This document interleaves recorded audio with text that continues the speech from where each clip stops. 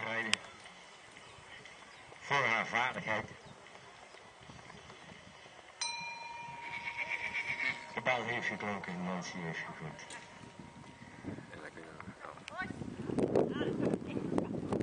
Kom Boys, 6 alle hadden allemaal tegelijk, denk ik. Het zijn allemaal mannetjes, jong. Ja, toch mooi. Zo'n vierspan chatten. Nog altijd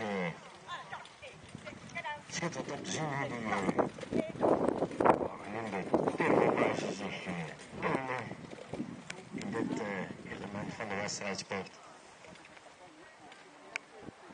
Helaas door aanpassingen in de regels van onze nieuwe sportbond. Oh, die kleintjes. Mogen zij een aantal disciplines niet meer rijden. Bijzonder jammer.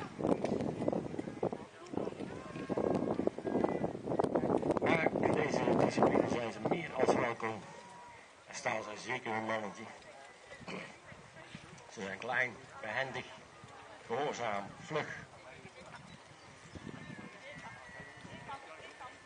Draaien op mijn paal, weet je wel eens. Ja, mensen keurig eind. De kostenroute nemend richting die 6. Ja, dat kan dan.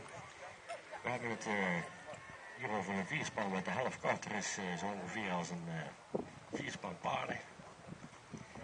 Dan heb je iets meer plek, toch de vaardigheden moet je wel zeer goed in de vingers hebben. We zijn nu aan het werk in de ontschoende weef. Ja, dan moeten die achterponies mooi oplopen in de lege plek die ervoor ponies creëren in de wending.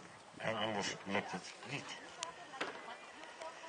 Oftewel, je kar moet laat in de wending gaan en niet naar binnen trekken om de poort netjes te kunnen nemen. Ervaring leert ons op dat het op het laatst corrigeren in de richting van de poort meestal niet werkt.